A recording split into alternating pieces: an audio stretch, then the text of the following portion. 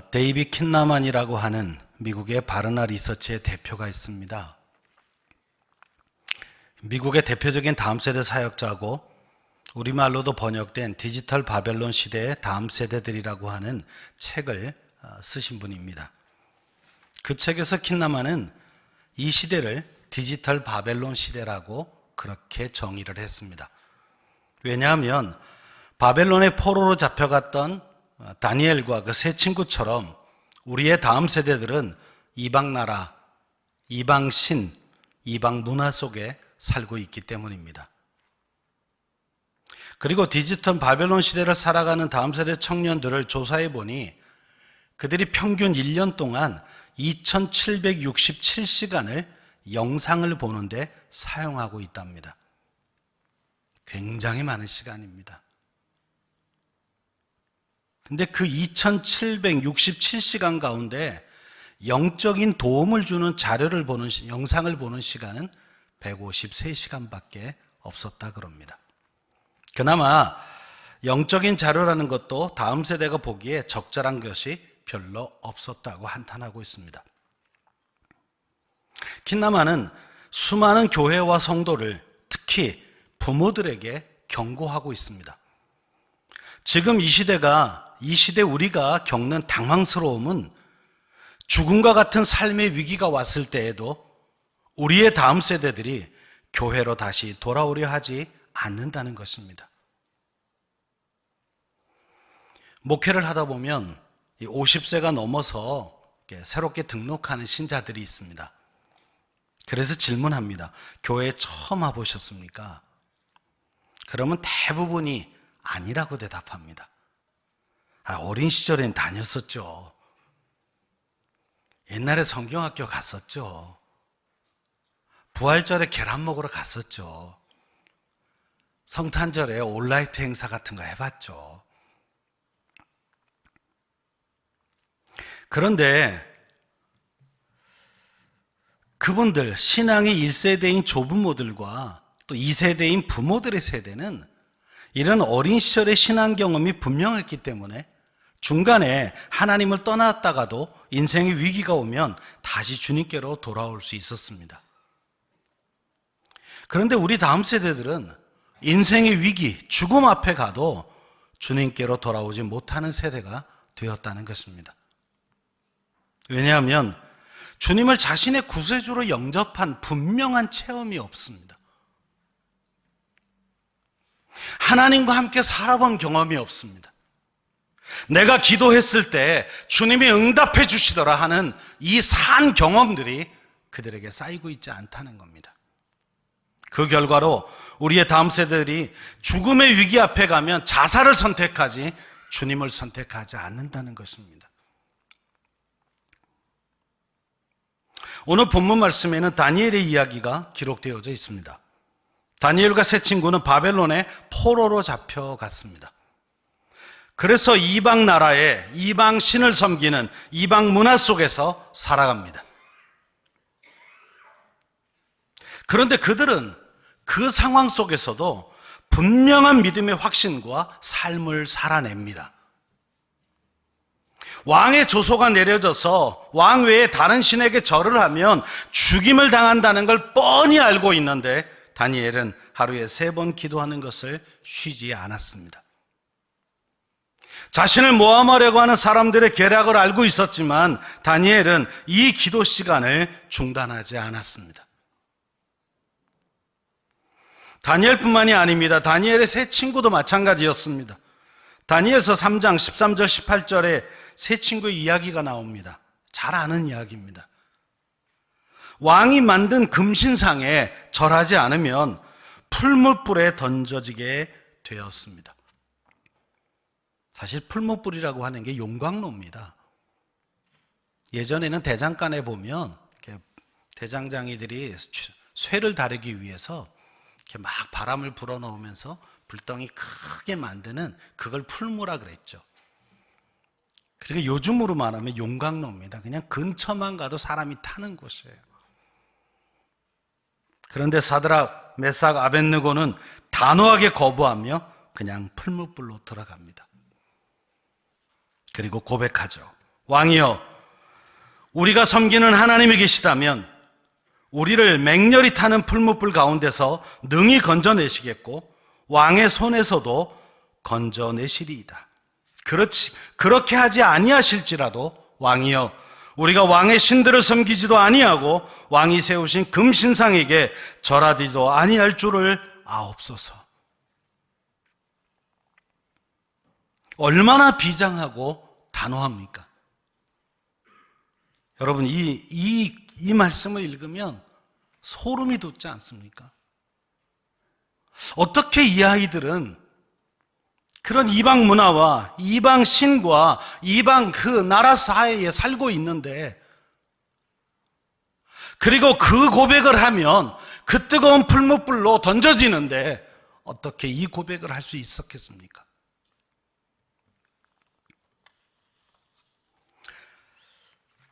이런 질문이 생깁니다. 어떻게 그 시절에 이런 다음 세대가 세워졌을까요?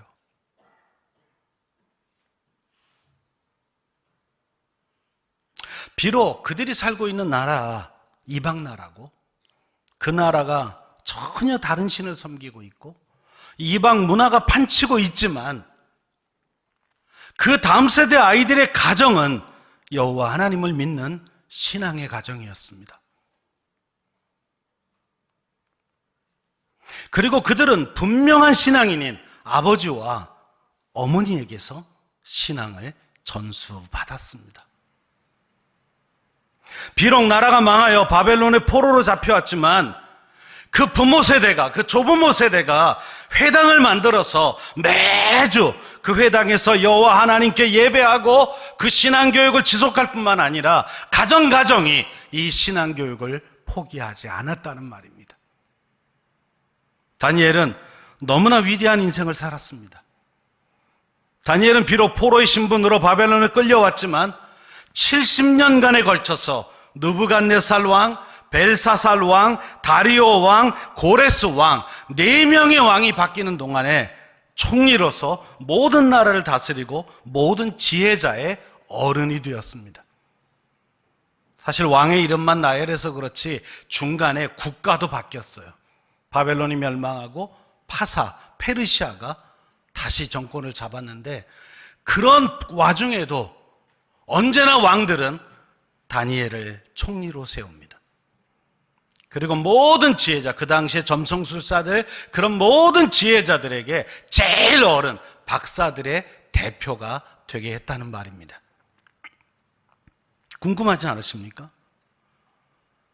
신앙을 지키는 것만도 너무나 어려운 상황인데 그 신앙을 노골적으로 드러내고 있는데 어떻게 다니엘은 이런 능력 있는 삶을 살 수 있었을까요? 우리는 이 질문에 대한 대답을 너무나 뻔히 알고 있습니다. 왜? 이 부분에 대한 설교를 많이 들었어요. 여호와 하나님이 그와 함께 하고 있었기 때문이죠. 어쩌면 이 말이 우리들에겐 별 감동이 없습니다. 그리고 그건 다니엘의 이야기라고 그렇게 치부하고 맙니다. 그러면 여러분, 하나님은 다니엘의 하나님입니까? 내 자녀의 하나님은 아닙니까? 우리의 하나님은 아닙니까? 어떻게 다니엘은 이런 능력의 삶을 살았습니까를 뒤집어서 다시 질문하면 왜 하나님께서는 다니엘을 이렇게 위대하게 사용하고 있으시는 겁니까? 그럴 만한 이유가 다니엘에게 있었다는 말입니다. 그것이 오늘 본문에 담겨져 있습니다. 여러분, 오늘 본문 말씀을 다시 한번 저와 함께 봉독하겠습니다. 준비되셨습니까? 같이 맞춰서 읽습니다. 시작. 다니엘이 이 조서에 왕이 도장이 찍힌 것을 알고도 자기 집에 돌아가서는 윗방에 올라가 예루살렘으로 향한 창문을 열고 전에 하던 대로 하루 3번씩 무릎을 꿇고 기도하며 그의 하나님께 감사하였더라. 아멘. 첫째로 다니엘은 목숨을 걸고 지키는 경건 생활을 하고 있습니다. 본문에 기록된 이 조서에 왕이 도장이 찍힌 것을 알고도 이 말의 뜻이 뭡니까? 당시에는 총리가 3명이 있었습니다. 그 중에 다니엘이 성경 표현대로 하면 마음이 민첩하여 그랬어요. 굉장히 센시티브했다는 거예요. 아주 촉이 좋았다는 거예요. 왕이 뭘 원하는지 잘 알았다는 거예요. 시대를 분별할 줄 알고요. 마음이 민첩하여 총리들과 고관들 위에 뛰어남으로 왕이 다니엘을 세워서 전국을 다스리게 하려고 준비하고 있었어요. 총리들이 알았습니다. 고관들이 알았어요. 그래서 다니엘을 모함하려고 모함거리를 찾기 시작합니다. 아무리 찾아도 하나도 나오는 게 없었습니다. 굉장히 중요한 대목입니다. 그냥 단순히 교회 열심히 다니는 아이로 키운 게 아니에요. 그가 하나님의 말씀대로 정확하게 살아내서 적이 여러 경로를 통해 아무리 털어내려고 해도 그가 털어낼 것이 없었다는 거예요. 저는 이 대목이 그렇게 놀랍고 감동적이에요. 저는 우리 아이들이 이렇게 컸으면 좋겠어요. 그냥 교회만 열심히 나오는 아이가 아니라 세상에 나가서 사람들과 함께 부딪혀 사는데 그 죄악이 많은 세상에서도 털어도 먼지가 안 나오는 아이로 컸다는 거죠. 그러니 그들이 방법이 없으니까 이번에는 모략을 꾸밉니다. 그 모략의 내용은 왕을 되게 기분 좋게 하는 거였어요. 왕이요, 온 세상에 당신만이 경배받아야 되는 거 아닙니까? 이 말 들은 왕이 기분 나쁠 수가 있습니까? 그러니 앞으로 한 달 동안, 30일 동안 왕 말고 다른 데다가 절을 하는 놈이 있으면 그 놈을 잡아다가 사자굴에 집어넣자고요. 왜 이런 제안을 했을까요? 왜 이런 제안을 했을까요? 털어서 먼지 안 날 만큼 완벽하지만 이 올무에는 다니엘은 분명히 걸릴 것이라는 걸 그들이 알았어요. 그 말을 다르게 설명하면 이렇게 험하게 벌을 주고 왕의 아주 칠흑 같은 명령이 떨어져도 다니엘은 분명히 하나님께 절하며 기도할 것이라는 걸 그들이 알고 있었다는 말입니다.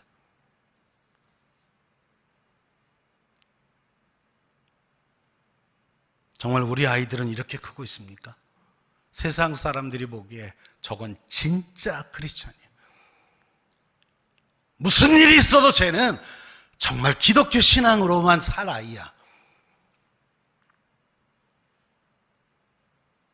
이게 교회의 평가가 아니고 세상의 평가입니다.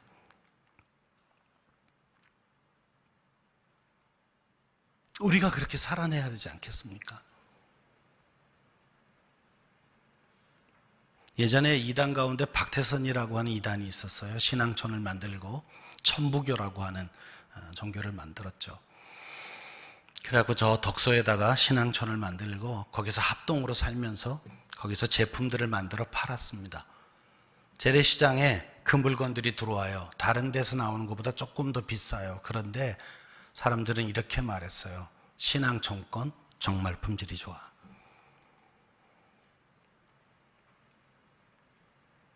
일반 교회가 아니고요. 이단 집단에서 나온 건데 적어도 그들의 제품을 잘 만들어 팔았다는 거예요. 전 이 얘기를 누구한테 들었냐면 저희 어머니한테 들었어요. 교회를 안 다니시고 신앙이 없던 저희 어머니가 어느 날 이렇게 양은 그릇을 사가지고 와서 저한테 자랑하신 거예요. 이거 신앙촌 거야. 이게 제일 좋은 거야.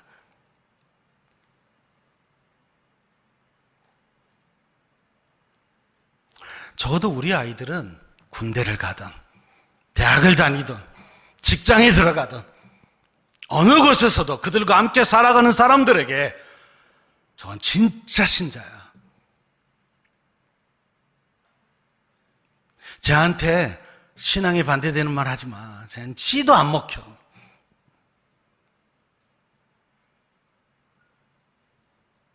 어디서 이런 아이가 만들어집니까? 결국 가정과 교회에서 만들어지는 겁니다. 세상에 말로 전하는 복음은 이제 능력이 없습니다. 전도진 안아주는 거 전혀 쓸모가 없습니다. 왜? 세상 사람들이 정보를 몰라서 교회 안 오는 게 아니에요. 처음에 기독교가 들어올 땐 기독교가 뭔지, 하나님이 누군지, 예수가 누군지, 예배가 뭔지 몰랐기 때문에 그때는 열심히 정보를 교회가 세상에 알려줬어요. 나가서 외치기도 하고 예수 천당, 불신 지옥 외치기도 하고 띠를 두르고 나가서 전도지를 나눠주기도 하고. 저도 처음에 교사할 때요, 전 고등학교 2학년 때 처음 주일학교 교사를 시작했는데 성경학교 앞두고 뭘 했는지 아십니까? 온갖 캐릭터로 갈아입고 큰 북 이렇게 발로 이렇게 당기면 북 쳐지게 그거 하고 동네를 다 도는 거예요. 그러면 우리 교회 나오는 어린애들이 다 따라와요. 마치 소독차 달려가면 다 따라가듯이. 예. 그럼 그 북은 누가 맸을까요? 네, 항상 제가 맸어요. 네, 덩치 크다는 이유로. 네. 고등학교 2학년이 그리고 한 바퀴 누릅니다. 그 동네 애들이 다 따라 들어와요. 그리고 하모니카 할아버지가 구수하게 옛날 얘기를 시작하시면 아이들은 그냥 전부 일어나서 그 할아버지를 쳐다봤어요. 그 당시 최고의 어린이 부흥사였습니다. 저희 교회 본당이 300석 정도였는데 애들이 복도까지 다 앉았어요. 물론 그 시절과 지금을 똑같이 비교할 수는 없습니다. 한국교회는 그랬던 교회입니다. 그리고 적어도 세상 사람들이 저 사람은 교회 다닌대 그러면 그게 신용이었어요. 근데 요즘은 아니랍니다. 교회 다니는 사람이 거짓말을 더 잘한대요. 그리고 궁하면 하는 말이 나 교회 다녀요 이렇게 말한대요. 여러분, 우리가 나 교회 다녀요, 나 예수 믿어요, 그러니 믿어주세요 이렇게 말하는 게 아니고요, 세상 사람이 우리의 삶을 보다가 저건 진짜 신자네, 저 사람은 뭐라고 말해도 믿을 만하네, 교회 다니면 다 저렇게 되나 봐. 다니엘의 능력은 거기에 있었습니다. 전 틀림없는 사람인 거예요. 왜 왕들이 그를 신뢰하겠습니까? 정권이 바뀌었는데 그 앞에 나라 바벨론에서 총리하던 아이가 어떻게 살아서 다시 페르시아의 총리가 될 수 있습니까? 이거는 역사를 조금만 아는 사람이라면 절대로 있을 수 없는 일입니다. 그런데 그는 또 총리를 합니다. 자기를 모함하는 사람들의 입에서도 저건 진짜야 그렇게 인정받는 하나님의 사람이었습니다. 여러분, 이런 모략이 결국 성공을 해서 왕이 그렇게 하자고 해서 법을 만들어서 왕의 도장을 찍은 걸 총리인 다니엘이 몰랐을까요? 당연히 알죠. 제일 먼저 알죠. 그게 얼마나 무서운 일인가를 본인이 제일 잘 알죠. 그런데 다니엘은 하나님과의 약속을 지킵니다. 당연히 자신에게 큰 어려움이 올 줄 알고 있었지만 다니엘은 하나님과의 만남을 선택합니다. 다니엘에게 있어서 하나님과의 만남, 경건 생활은 최우선의 가치였습니다. 목숨을 걸고라도 지켜야 하는 사명이었습니다. 열왕기상 17장에 보면 엘리야 이야기가 기록되어져 있습니다. 1절에 이렇게 기록되어 있죠. 길르앗에 우거하는 자 중에 디셉 사람 엘리야가 아합에게 말하되 내가 섬기는 이스라엘의 하나님 여호와께서 살아계심을 두고 맹세하노니 내 말이 없으면 수년 동안 비도 이슬도 있지 아니하리라 하니라. 북이스라엘 모두가 바알과 아세라를 섬길 때입니다. 그리고 왕과 왕비가 앞장서서 여호와 하나님을 믿는 사람들을 잡아서 죽일 때입니다. 그런데 엘리야는 그 아방 앞에 나타나서 자신 있게 그리고 목청껏 자신의 신앙 고백을 외칩니다. 이스라엘 하나님은 바알이 아닙니다. 여호와입니다. 그리고 그 하나님은 죽지 않았습니다. 지금도 살아계십니다.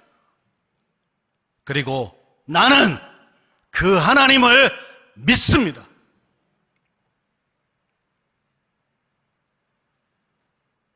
당장에 칼날이 그의 목을 가를 수 있는 상황입니다.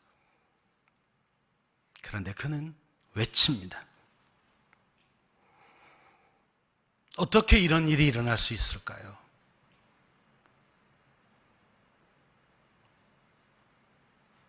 어떻게 이런 아이가 태어날 수가 있었을까요? 그리고 나중 이야기에 의인 7,000명이 아직도 더 남아있다라고 하는 오바댜 이야기를 들으면 그 험한 환경에서도 끝끝내 신앙을 지키는 그런 부모들이 있었다는 말입니다. 그리고 자녀들에게 그 위험한 상황 속에 여호와 하나님에 대한 신앙을 가르치고 있었습니다. 여러분, 부모들 입장에서요, 이거 잘못 가르쳐서 이 아이가 밖에 나가서 나는 하나님이다 이렇게 한마디 하면 그 아이도 죽고요, 집도 다 죽어요. 근데 가르쳐요. 그게 오늘날의 이스라엘을 만든 신앙입니다. 신앙을 갖는다는 건 무엇입니까? 어떤 상황에서도, 어떤 장소에서도, 어떤 시간에도 하나님이 나의 하나님이심을 고백하는 것입니다. 그 하나님의 말씀대로 살아가는 사람이 되는 겁니다. 우리의 자녀들이, 우리의 다음 세대들이 이런 분명한 믿음의 사람이 되기를 소망하면서 가정에서 그리고 교회에서 최선을 다해 양육해야 합니다. 이번 성경학교와 수련회도 바로 이 목적을 이루기 위해서 온 교회가 마음과 뜻과 정성을 다해서 최선을 다해서 우리 아이들에게 전해야 합니다. 너의 하나님은 여호와라고요. 네가 예수 그리스도를 통해 구원에 이를 수 있음을, 그 예수가 너를 위해 십자가를 지고 마지막 피 한 방울까지 흘려 너를 구원하셨다는 사실을 아이들의 가슴에 심어야 합니다. 대학생 때 CCC라는 단체에 들어가서 훈련을 받았어요. 교회만 다니던 제가 선교단체를 경험하는 건 참 낯선 경험이었습니다. 근데 가자마자 LTC라는 그런 훈련을 받으래요. 3일 동안 하는 거래요. 학기 중인데 그때 참 미팅 나가고 그래야 되는데 맨날 과에서 MT 한다 그러고 그럴 때인데 3일을 LTC 리더십 트레이닝을 해야 되는데 갔더니 제일 첫 강의를 지금도 잊을 수가 없어요. 예수의 유일성,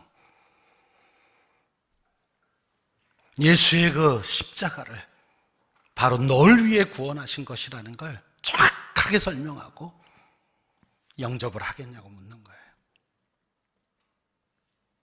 그리고 나서 네가 확신한 그 진리를 캠퍼스에 있는 모든 영혼들이 알아야 되지 않겠냐? 그리고 전도 훈련을 시작해요. 소위 사형리를 외우게 합니다. 사형리를 다 설명하더니 깡그리 외워서 앞에 나와서 해보래요. 이거부터 해야 돼요. 사형리에 대해서 들어보셨습니까? 하나님은 당신을 사랑하시고 당신을 위한 놀라운 계획을 가지고 계십니다. 요한복음 3장 16절에 하나님 말씀하셨습니다. 형제님 같이 읽어볼까요?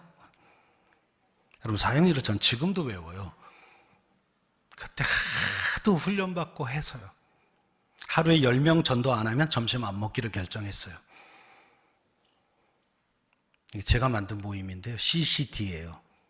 CCC 안에 CCD가 있었어요.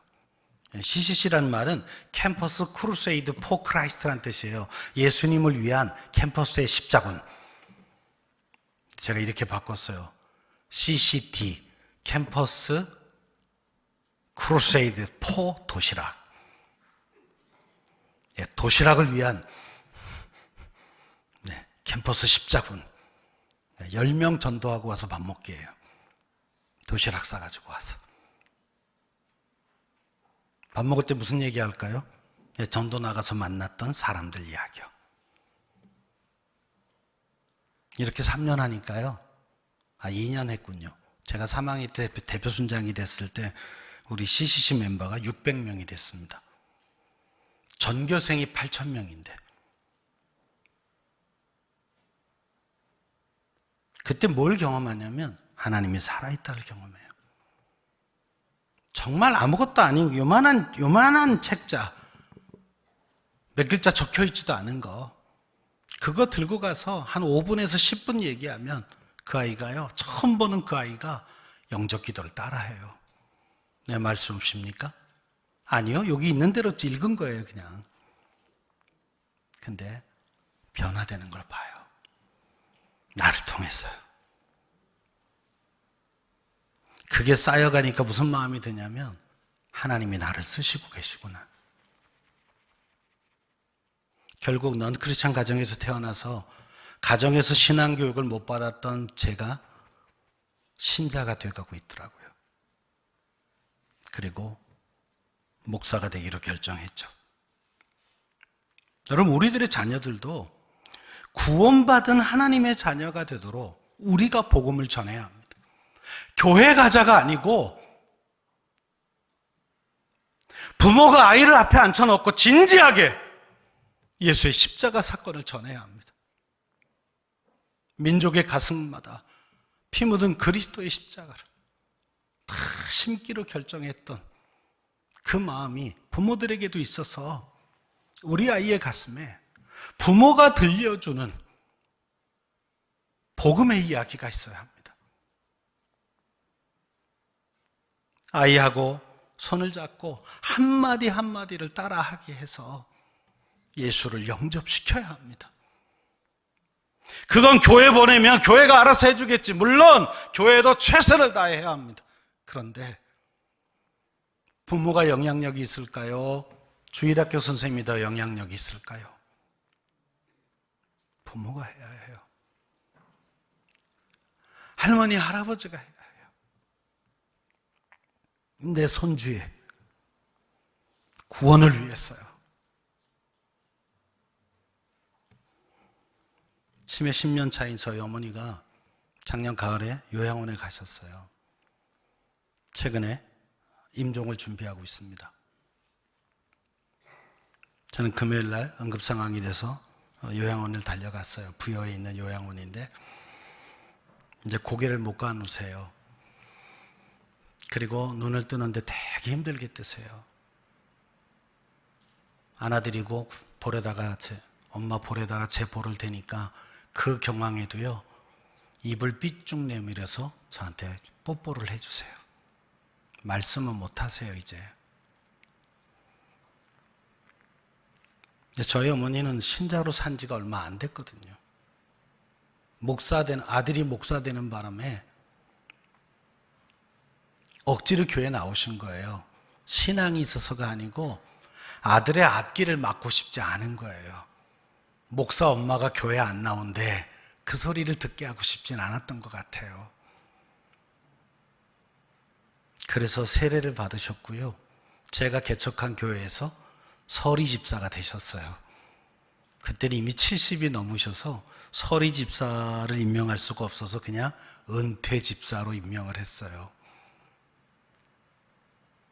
제 마음에 나중에 우리 엄마 장례식장에 그 위패를 쓰는데 집사라고 쓰고 싶었어요. 어머니가 치매가 점점 깊어져 갈 때 제가 부탁한 건 하나였어요. 엄마, 하나님 믿지? 그래야 나중에 우리 천국 가서 아들을 다시 만날 거 아니야. 그러니 하나님이 부르시면 아멘 하고 따라가라고. 앉아있기도 어려운 어머니를 침대에 눕혀드리고, 그 병실에 들어가면 안 되는데 요즘에 이건 못 가누시니까 제가 이게 침대에만 뉘어드리고 나오겠습니다. 그리고 뉘었어요. 근데 쳐다보세요. 나올 수가 없었어요. 그래서 엄마 머리에 손을 얹고 임종기도 했어요. 왜냐하면 내가 다음에 올 때까지 살 거란 보장이 없어서, 하나님, 우리 어머니 하나님 품에 안겨서 천국에 가기를 진심으로 원합니다. 저는 제가 일대 신앙이라 저희 아버지와 어머니에게 전 복음을 전합니다. 그리고 기도해 드려요. 근데 여러분은 자제분에게 하셔야죠. 여러분, 우리가 살았다 하나 언제 갈지 모르는 정말 유한한 존재입니다. 우리 아들은 아직 어리고 우리 딸은 아직 어려서 아직 시간이 많으니까 다음에 해도 돼. 천만에요. 여러분, 세월호도 겪었고요. 우리 사회가 지금 어느 순간에 가도 이상하지 않아요. 여러분, 한 번도 그걸 못 하셨다면 오늘이라도 가서 아이하고 진지하게 이 시간을 가지십시오. 하나님의 마음을 가지고 우리 아이에게 정말 피 묻은 그리스도의 그 복음을 우리 아이에게 이야기하셔야 합니다. 이 아이가 세상에 더 물들기 전에 그 아이를 하셔야 합니다. 우리 교회학교 선생님들, 애들을 재밌게 놀아주고 밥 먹을 것도 사주고 다 좋아요. 그런데 이 얘기를 하셔야 돼요. 하나의 하나이를 만나서 이 복음 이야기를 하셔야 돼요. 예수가 널 위해 죽었다고. 그분이 십자가에서 너의 모든 죄를 해결하셨고 네가 하나님의 나라에 갈 수 있는 길을 만드셨다고. 나와 함께 그 길을 같이 가자고. 교회가, 가정도 교회도 이야기를 안 하고 다른 것만 하고 있다면 그건 교회일 필요 없습니다. 그건 믿음의 가정이라고 말할 수 없습니다. 오늘 하셔야 합니다. 이건 더 이상 미룰 일이 아니에요. 이번 성경학교하고 수련회 왜 하는 겁니까? 아이들을 구원하기 위해서 하는 겁니다. 우리 부모들과 교사들이 또 목자들이 정말 우리가 금식하며 왜 미리 기도를 해야 합니까? 그 영혼들이 하나님께 돌아와 하나님과 동행하는 삶을 사는 그걸 이루기 위해서 하는 겁니다. 왜 우리는 작년부터 갑자기 교회에 막 표도 만들고 그 난리를 쳤습니까?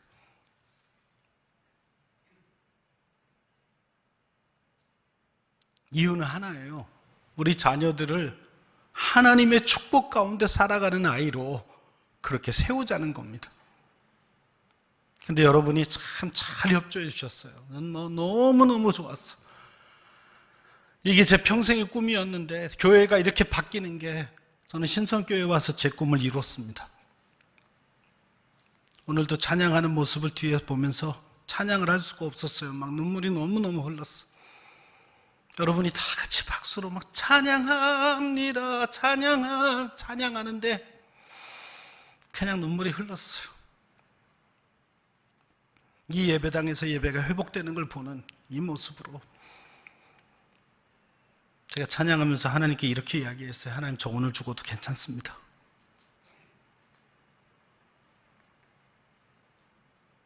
여러분, 우리가 느끼는 이 감격, 하나님 안에서 누리는 이 행복, 이 축복, 우리 자녀들에게 계속 흘러가야 되지 않겠습니까? 우리 손주들에게 흘러가야 되지 않겠습니까? 우리는 머지않아 다시 하나님 나라로 갈 텐데 걔들만 남은 세상에 걔들이 하나님 의지하며 살아가면서 우리가 누렸던 그 축복을 우리 아이도 우리 손주도 누리면서 계속 살아가야 되지 않겠습니까? 그리고 언젠가 주의 나라에서 우리 다시 만나서 천국의 예배를 함께 드려야 되지 않겠습니까? 하나님은 그걸 위해서 이 신성교회를 세우신 것이고 지난 50년을 그렇게 은혜 가운데 지키신 겁니다. 다니엘 같은 아이들을 만드는 겁니다. 다니엘의 두 번째 잘한 것은요, 평상시에 습관이 된 경건 생활을 했다는 거예요. 전 이걸 거룩한 중독이라고 표현합니다. 경건 생활이 습관이 될 정도로 훈련되어 있었습니다. 습관이라는 거 하루아침에 만들어지지 않습니다. 아침에 눈을 뜨면 그냥 나도 모르게 그냥 몸이 기억하는 거예요. 말씀과 기도로 하루 시작하는 거예요. 깨어놓으면 거기 앉아서 그냥 하나님께 아침 기도를 하는 거죠. 식사 자리가 되면 그냥 나도 모르게 기도하는 거예요. 훈련소 가서요, 그 5분 안에 식사 끝 그러는데 식사를 받아다가 딱 놓고 기도하고 있으니까 조교가 지나가다가 뒤통수를 팍 치더라고요. 빨리 퍼먹어.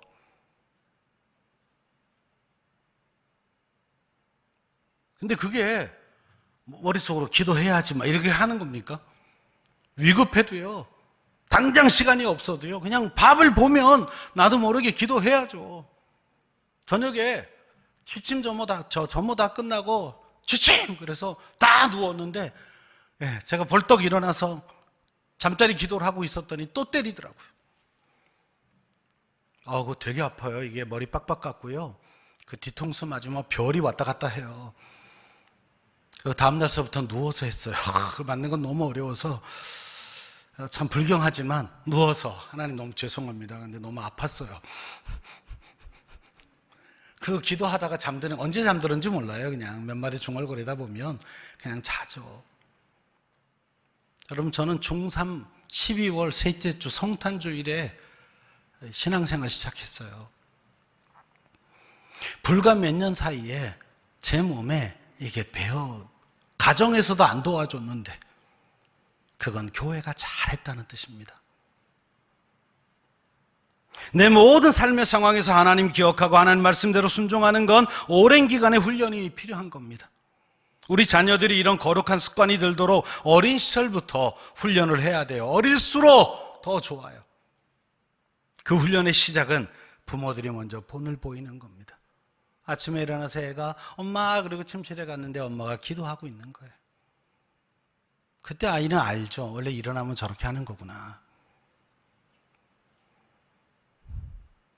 할머니 방에 갔는데 할머니도 기도하고 있어요. 그럼 지도 옆에 가서 해요. 그래서 뭐라고 기도했니? 그러면 씩 웃고만 말아요.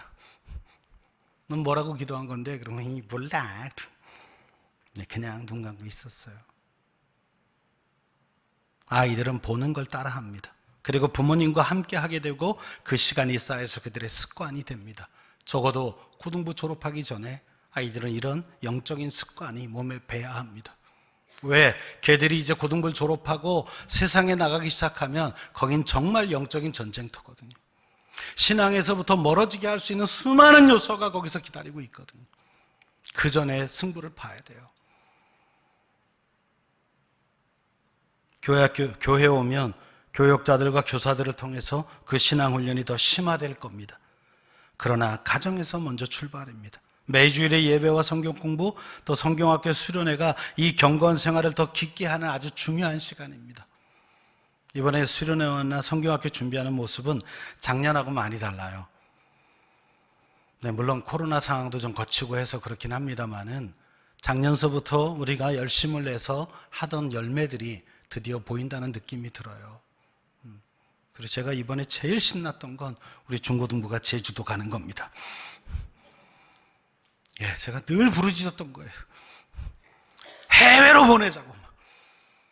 그게 어려우면 그나마 해외인 제주도라도 보냅시다. 참 많은 곳에서 외쳤는데 드디어 신성교회가 합니다. 아이들이 아마 많이 갈 겁니다. 가서 그렇게 한 3박 4일, 또 교회에서 하룻밤 더 잔대요. 다 치니까 4박 5일이더라고요. 그럼 일단 애들은 친해집니다. 여러분, 친해지면 교회 옵니다. 안 친해서 서먹서먹하니까 교회 오기가 더 어려워요. 하나님도 안 친한데 애들도 안 친해. 근데 이렇게 한번 며칠을 갔다 오면 청년들 데리고 수없이 다녔어요. 청소년들 데리고 수없이 다녔죠. 빨간 날마다 하여튼 이 서울 근교에 아주 무덤이란 무덤은 다 다녔어요. 서울 근교에는 왜 너무 무덤이 그렇게 많은지 몰라요. 서오능, 서삼능, 동구능 막 다 거기 바나코펠 다 메고 다니면서 애들 맨날 해서 카레 해먹이고 뭐 김치찌개 해먹이고. 근데 그 아이들이 갔다 오면서요 형제 자매가 돼요. 그리고 제가 아는 성가대에 다 들어와요. 우리는 오디션 통과하지 않으면 성가대 안 받았어요. 3번 지각하면 잘랐어요. 그럼 울면서 사과하러 와요. 안 돼.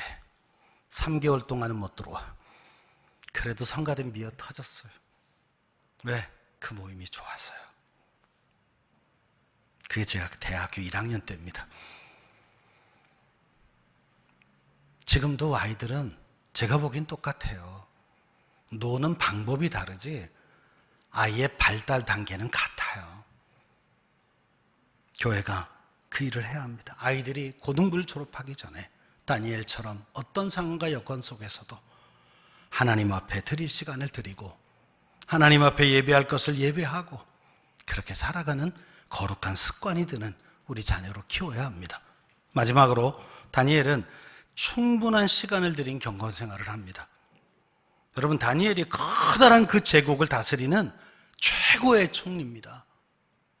그런데 그 바쁜 와중에도 하나님과의 만남을 포기하지 않습니다. 그것도 하루에 3번씩 자기 집에 가서 하나님께 무릎 꿇고 기도하며 하나님께 감사합니다. 바쁘다고요? 정말 바빠서 못하는가요? 아니면 그게 중요한 것을 몰라서 안 하는 겁니까? 전 제가 캠퍼스 안에 개척교회를 여러 번 했는데요. 그러면 젊은 친구들이 주로 오죠. 대학생뿐만 아니라 이제 막 결혼한 신혼부부들도 오고 뭐 하여튼 그 보통 20대와 30대가 저희 교인의 한 80에서 90%였어요. 근데 그 이제 젊은 부부들이 이렇게 이제 애 하나씩 둘씩 이렇게 데리고 이렇게 오는데 주일날 오후에 뭘 행사를 하면 피곤해서 못 한대요. 그래서 가능한 한 주일 오후 행사를 안 했어요. 그냥 빨리 가서 쉬라고. 근데 안 쉬던데요. 가서 놀고 있던데요. 제가 덕성여대에서 할 때는 덕성여대 잔디밭이 되게 좋아요. 그 연근터라고 하는 잔디밭이. 그 바로 앞에 있는 예술대학 안에서 저희가 예배를 했는데 예배 끝나고 이제 밥도 다 먹이고 이제 다서 좀 푹 쉬고 월요일 날 출근할 때 아주 건강하게 그렇게 출근하라고 다 보내고 이제 뒷정리 다 하고 나가보면 다 잔디밭에서 놀고 있어요. 근데 그게 굉장한 노동이거든요. 애 막 들었다 놨다 막 애랑 같이 뛰고 막 이게 저하고 성경 공부하는 게 훨씬 편한데 성경 공부는 피곤해서 못하고 애하고는 그렇게 뛰며 놀고 이게 정서의 문제구나 그냥. 근데 저는 나쁘지는 않았어요. 그렇게 행복한 가정을 만들어가는 젊은 그 부부들이 참 좋았어요. 옆에 가서 같이 놀죠. 그리고 저녁까지 먹고 가요. 네, 여러분, 우리가 경건에 익숙해야 합니다. 부모가, 교사가 경건에 이렇게 습관이든 이런 거룩한 중독이 되지 그래야 우리 제자들을, 자녀들을 가르칠 수 있어요. 충분히 시간을 드려야 합니다. 형식적으로 시간을 때우는 사람이 아니었어요. 하나님과의 만남을 중요하게 알고 하나님과의 만남을 즐겼습니다. 그래서 그 바쁜 중에도 얼마나 부지런히 집으로 달려갔겠어요. 왜? 자기가 있는 그 사무실에서 그 일터에서는 그렇게 기도할 수가 없거든요. 자기 집에 늘 하나님과 만나던 자리 거기에 가서 예루살렘을 향한 창문을 열고 이게 마음 표현이에요. 하나님은 너 저 성전에 계신다고 믿을 때였기 때문에 거긴 갈 수 없으니 그쪽 방향으로라도 그렇게 마음을 잡고 하나님께 무릎을 꿇고 감사했대요. 여러분, 감사할 만한 상황은 아닌데 그는 감사했대요. 이 부분은 아침에 목사님이 다 설교했기 때문에 저는 안 합니다. 네, 감사했대요. 우리들이 자녀들이 살아가는 이 세상도 바로 영적인 바벨론 시대입니다. 인본주의적 그리고 불신앙적인 그런 문화가 아주 팽배한 곳입니다. 이방 나라, 이방 신, 이방 문화 속에 우리의 자녀들도 살아가고 있습니다.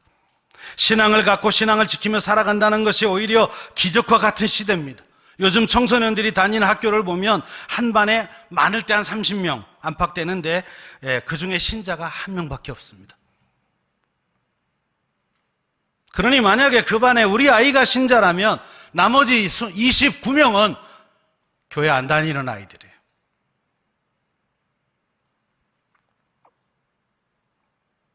그러니 식사 시간에 얘만 기도하기가 쉽겠습니까? 네, 식사 시간에 이렇게 기도하면 반찬이 없어져요. 이거 되게 아파요. 특히 닭튀김 나오던 날 없어지면 너무 상처가 커요. 그래서 그 다음에 이렇게 식판을 끌어안고 기도했죠. 그랬더니 어떤 놈이 제 머리를 식판에다가 눌러가지고 제가 또 국에다가 얼굴 처박은 날도 있고요. 그래서 이렇게 쌓아안고 목에다가 잔뜩 힘을 주고. 네. 옛날에 저희는 뭐 가난한 시대였기 때문에 계란을 덮어가면 그날 최고였어요. 밥에다 삭는데도 그냥 계란 덮으면 기도하면 없어지는 거죠, 계란이. 그래서 그 다음엔 엄마한테 얘기해서 엄마 밥 밑에 깔아. 계란을 못 먹었어 어제. 밥 밑에 깔고 그 다음에 밥을 담아줘. 그러니까 마음 편하게 기도할 수 있었어요. 그래도 그때는요 같이 기도하는 애들이 꽤 많았어요. 지금은 없어요. 자신을 하나님을 믿는 사람이라고 고백하고 행동하기가 정말 어려운 상황입니다. 그리고 모든 학문이 하나님을 인정하지 않는 인본주의적 학문을 아이들이 배우고 있다고요. 근데 이런 시대 가운데 자라가는 우리 자녀들을 어떻게 신앙인으로 양육할 수 있습니까? 답을 바벨론 시대에서 찾을 수 있습니다. 일주일에 1시간 주일학교 교육으로 충분할까요? 많은 도움이 되지만 충분하지는 않습니다. 그래서 가정에서 하자고 제안을 드린 겁니다. 1시간 동안의 예랑 꿈땅의 목회자와 교사들이 최선의 노력을 다해도 나머지 모든 시간이 불신앙의 문화 가운데 살아간다면 우리 자녀들의 믿음은 점점 떨어지게 됩니다. 왜? 그 많은 시간 중에 일주일에 1시간만 신앙 이야기를 듣고 나머지 시간은 다 신앙과 반대되는 얘기를 들으면 아이들은 그쪽으로 끌려가게 돼 있습니다. TV를 틀어도 인터넷에 들어가도 유튜브에 가도 다 다른 얘기니까요.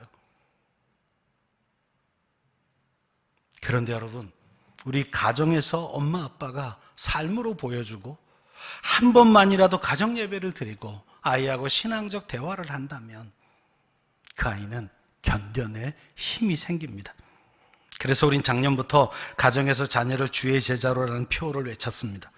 가정에서 부모가 신앙의 본을 보이며 가정 예배를 통해 가정을 신앙 공동체로 세우고 주중에 자녀들의 교육에 힘을 쓰자고 그렇게 외쳤던 겁니다.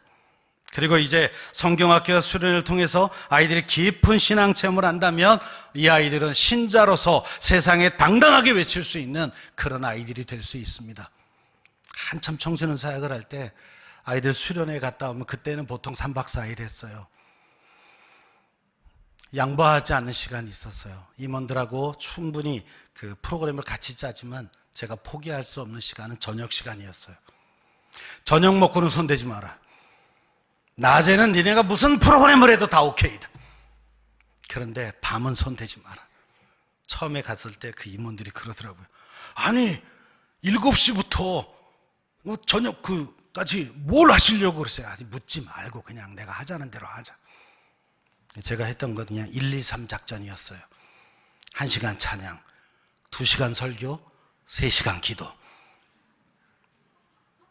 근데 애들한테 얘기 안 했는데 플러스 알파가 있었어요. 기도가 터지면 그냥 간다. 밤새고 하면 다음날 오전 프로그램을 없앤다. 근데요, 가끔 미친 애들이 있어요. 수련회 이틀 앞두고 맹장이 터진 아이가 있었어요. 병원에 입원해서 신방을 갔죠. 정말 열심히 나이. 수련회를 너무나 기다렸던 아이예요. 왜? 부모 안 믿는데 싸워가며 나오는 아이예요. 제가 말렸어요. 수술 잘하고 수련회 가는 날 퇴원하는 날이에요. 무리다. 수련회 오지 마라. 이번엔 정말 미안하지만 안 오는 게 좋겠다. 안 믿는 너희 엄마가 그 몸으로 수련회 가는 걸 보면 교회 미쳤다고 더 말릴 거니까 오지 마라. 근데 대답을 안 해요. 빨리 대답해. 그랬더니 겨우 네.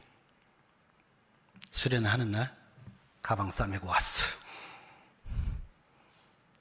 수련장에 도착해서 너는 집회 때 안 와도 돼.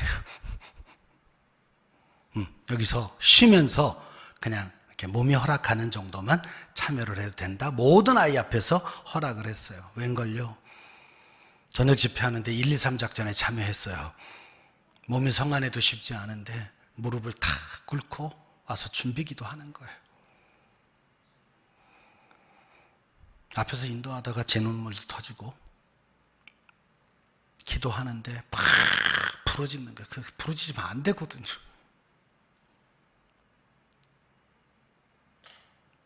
열두 시간 넘어서 끝났어요. 자, 이제 다 들어가서 빨리 자고 내일 아침 경건의 시간에 만난다. 얘만 안 내려갔어요. 왜 안 내려가는데? 목사님 저 처리할 거예요. 안 된다니까. 딴 애가 처리한다면 내가 허락하는데 넌 안 돼. 같이 하라고. 그래 들어 누워요. 저 여기서 할 거예요. 근데 여러분, 그 아이가 안 내려가는데 저는 어떻게 내려가요? 참 제자도 잘 둬야 돼요. 같이 옆에서 기도 시작하는데요. 우리 둘의 기도 소리를 듣고 애들이 올라오기 시작해요. 본당으로. 그건 그 교회 중고등부의 역사에 아주 중요한 시간이었어요. 아이들이 하나 둘 올라오기 시작해요. 그 숙소에서 막 떠들고 놀던 애들이 우리의 기도 소리에 따라 올라오기 시작해서 수련회 겨우 한 100몇십 명 갔는데 그 중에 3분의 1이 올라와서 밤새 철야를 하는 거예요. 그래서 방언 터지기 시작하고 그 중고등부는 200명에서 출발해서 3년 만에 670명까지 큽니다. 너무 그 감격이 커서요. 돌아오자마자 3주 동안 청소년 특별 새벽 기도회를 시작했어요. 6시에 1시간 동안 한다. 아이들이 100명이 나왔습니다. 3주 동안 개근했어요. 그 아이들이 지금 참 많은 친구가 선교사도 되고 목사도 되고 또 직장에 간 애들도 좋은 신앙이 지금도 연락을 해요. 그리고 만나면 꼭 그 얘기해요. 1, 2, 3 작전 3주 동안의 특별 새벽 기도회. 지독한 목사 만나 지네가 고생했다는 둥. 예, 그래서 나도 니네들 때문에 고생했다. 야. 40대에 너 밤새는 게 쉬운 줄 아냐 말. 근데 여러분, 걔들을 키우면서 사실은 제가 컸어요. 그 순수한 아이들의 신앙이 들어가기 시작하니 얘네는 학교 갈 때 교회 들려 기도하고 학교 끝나면 교회 들려 기도하고 집에 가고 그걸 누가 가르쳐서 하겠습니까? 하나님이 좋으니까 기도 시간이 좋으니까 그리고 와요. 너무 늦게까지 있으면 제가 쫓아냈어요. 공부도 해야 돼 이놈들아. 기도만 한다고 좋은 대학 가는 거 아니야. 기도하고 기도한 시간만큼 남들보다 더 공부해라. 이번 성경학교 수련회는 어느 때보다도 중요합니다.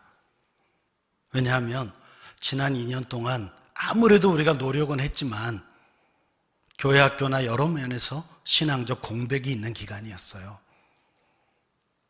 그래서 아직도 못 돌아온 애들도 있고요. 그래서 이번 수련회는 정말 잘해야 됩니다. 이번 성경학교 정말 잘해야 됩니다. 아이들이 확 돌아오게. 그래야 이 아이들이 숨은 친구들을 찾아내요. 그래서 여러분, 부모들도 이번 수련회에 더 많이 기도해 주시고 또 찾아가서 격려해 주시고 특히 선생님들을 위해서 부모들이 선생님들 눈물 한 번 흘릴 정도로 좀 도와주십시오. 예를 들면 우리 아이 가르치는 선생님에게 선생님이 여자 선생님입니다. 그러면 수련회 기간에 이따만한 꽃다발 들고 한번 찾아가세요.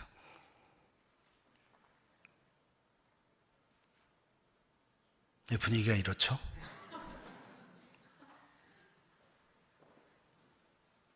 여러분, 과외비를 얼마씩 내고 있는데요, 지금. 학원비가 얼만데요. 주일학교 선생님에게 1년에 한 번 이따만한 꽃다발 하나. 제가 이따만하니까 너무 이것 때문에 놀라신 것 같아요. 그냥 요따만 해도 괜찮아요. 예, 요따만 해도 괜찮으니까 정말 진심으로 우리 아이를 위해서 땀 흘리며 휴가를 반납하고 그렇게 자기의 시간을 내어주는 선생님에게 그런 부모들이 있었으면 참 좋겠어요. 근데 만드는 김에 하나 더 만들어서 우리 아이에게도 주십시오. 남자애들은 바로 버려요. 그래서 제가 여자라고 말한 거예요. 네. 저는 98년도에 우리 중고등부 수련회 할 때 마지막 날 새벽 기도 시간에 양평까지 전체 부모를 다 버스로 실어 날랐어요. 사랑의 꽃다발이라는 시간을 하기 위해서요. 부모들이 꽃다발을 들고 버스에 다 탔어요. 그리고 아이들에겐 비밀이었죠. 심지어 캠프장에 있던 교사들에게도 말하지 않았어요. 자, 침묵 가운데 기도하겠습니다. 그리고 음악이 흐르고 애들이 기도를 시작했을 때 뒷문이 열리면서 부모들이 꽃다발을 다 들고 축복송을 부르면서 입장을 하셨어요. 아주 먼 옛날 하나님께서 애들이 기도하다 다 눈을 뜨고 쳐다봤어요. 엄마 아빠가 쭉 들어옵니다. 그리고 자기 아이를 찾아가서 앞에 서요. 그리고 꽃다발을 들고 손을 내밀고 아이를 축복하고 있습니다.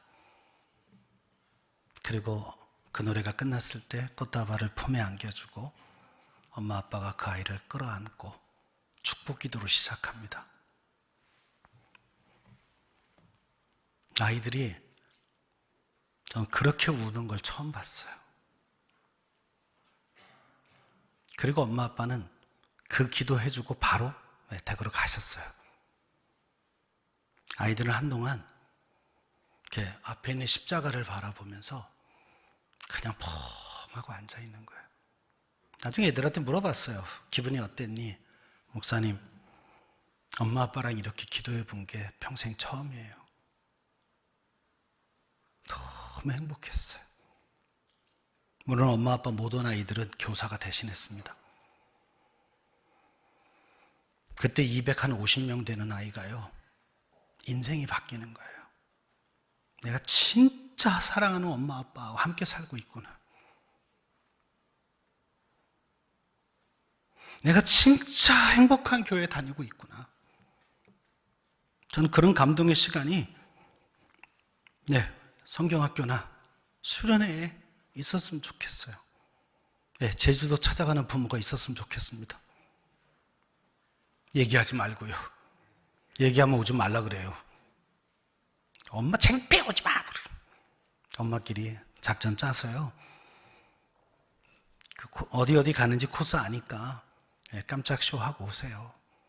비행기 값 좀 쓰시죠. 아이스크림 사주고 오시고. 여러분, 늘 하던 건 감동이 없어요. 그런데 이런 뜻하지 않은 사랑을 경험할 때 아이들은 그걸 평생 기억합니다. 우리 장로님들도 한번 건너가시죠. 3박 4일이니까 선택 시간이 많습니다. 권사님들도 간 김에 바다 좀 보고 오시고요. 청년부는 서해 바다로 간답니다. 자꾸 중고등부 얘기만 하니까 다른 부서가 서운할 것 같아서. 중고등부 때가 정말 중요한 때예요. 아동부는 영화부, 유치부 다 교회 안에서 하니까 얼마든지 방문이 가능합니다. 온 교회가 이렇게 마음을 다하면 우리 아이들은 정말 하나님의 사람으로 세워져 갈 것이고 이 교회 안에서 다니엘처럼 잘 준비된 아이가 되어 세상에 나아가 하나님의 나라를 세우는 일꾼으로 커갈 것입니다. 사랑하는 성도 여러분, 우리 모두가 힘을 합쳐서 우리 시대의 자녀들을 믿음 안에 잘 세워가는 그런 신성교회가 되기를 주의 이름으로 축복합니다. 기도하겠습니다. 하나님 아버지, 우리 아이가 예수를 나의 주님으로 고백하는 그 감격스러운 날을 우리가 다 같이 경험하기를 원합니다. 우리 손주가 나는 예수님이 좋다고 고백하는, 그래서 주님과 함께 살겠다고, 난 주님을 위해서 일하겠다고, 난 하나님의 나라를 세우는 일꾼이 되겠다고 그렇게 고백하며 커가는 모습을 우리 온 성도가 보기를 원합니다. 하나님, 이 여름 사역에 온 성도의 마음이 같이 표현되고 힘을 합하여 우리 자녀들에게 평생 잊을 수 없는 아름다운 신앙의 추억을 만들어주고 신앙의 경험을 시키는 그런 사역이 되도록 하나님, 우리에게 능력과 지혜를 더하시고 우리에게 하나 되는 마음을 주시고 하나님, 모든 일을 통하여 하나님의 영광이 드러날 수 있도록 도와주시옵소서. 우리가 오늘 함께 주님을 찬양하고 또 우리의 마음을 하나님께 드리며 전심으로 기도할 때 하나님 이곳에 임재하셔서 각 사람의 마음에 뜨거운 마음을 허락하여 주시고 아버지 하나님이 주시는 그 마음으로 우리가 하나 되게 하여 주시옵소서. 감사드리며 예수님 이름으로 기도하옵나이다. 아멘.